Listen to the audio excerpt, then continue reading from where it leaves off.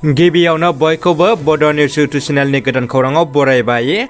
नोंथांमोननि थाखाय बे समाव माखासे खौरां लाबोदों। भिडिअखौ जोबजासे नायलांनो दाबाव आरो चेनेलाव गोदानब्ला अन्नानै साबस्क्राइब खालामना बेल आइकनआ अलाव होनानै ला आरो भिडिअखौ लाइक कमेन्ट शेयार खालामनो गुरै खावलायबाय। दानिया फैदो दिनैनि खौराङाव। गिबि खौराङाव दङ सिनाखना हिरिम्बा बाथौ थानसालिनि सनाथि मायथाइ फालिथाय जथुम्माया मोजाङै मोजां जोबनानै थांबाय। उदालगुरि जिल्लानि सिङाव थानाय खैराबारि सिनाखना हिरिम्बा बाथौ थानसालिनि सनाथि मायथाइ फालिथाय जथुम्माया दिनै जोब्बाय। सिनाखना बाथौ थानसालिनि लांगोनायाव थांनाय 20, आरो 22 जानुवारि खालाराव खुंनाय बे सनाथि मायथाइ फालिथाया फुंनि समाव आसामनि बारग' सोलोंथाइ मन्थ्रि थानेश्वर बर'आ गोजोन हारिमु हानजा सुनाय हाबाफारिखौ बेखेवना होयो। बेनि उनाव सिनाखना दखरा बाथौ गौथुमनि बारग' गाहाय नेतारि रत्नेश्वर बसुमतारिया आफाद सामलायनाय गेवलां मेलखौ बेखेवनानै होयो।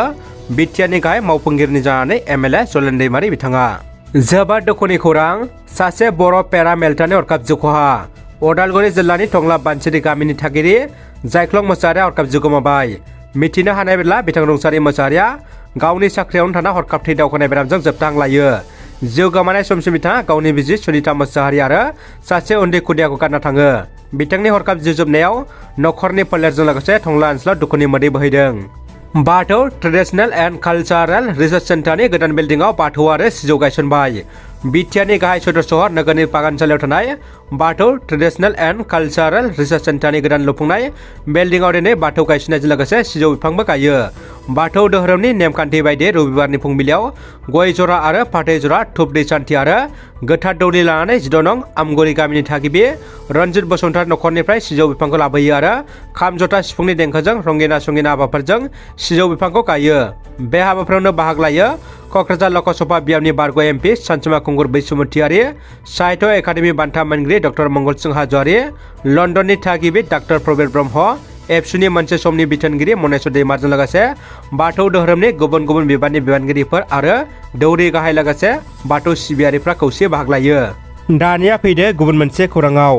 सेरफांगुरिनिफ्राय क'क्राझार फारसे फैबाय थानाय गंसे सामलायथि गोमानानै इलासि जाहाराव लामानि जाब्रबथाय जादों।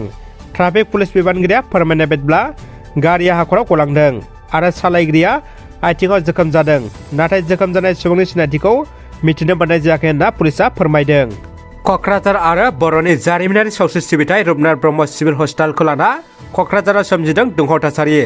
क'क्राझार RNB सिभिल देहा फाहामसालिनि थासारिखौ दिदोमै लाखिनांगौनि दाबिजों धर्ना हाबाफारि बानजायदों। बे धर्ना हाबाफारियाव आसामनि बारग' मन्थ्रि प्रमेला रानी ब्रह्मआ RNB सिभिल हस्पिटालखौ दिदोमै लाखिनांगौनि गोख्रों दाबि दैखांदों। चिरां जिल्लानि सिङाव थानाय गुरुबासा पिएचडिसि मावख'आव मासिगिरि सोद्रोमा आरो PMAY जेन' मोनग्राफोरनि सावरि जथुम।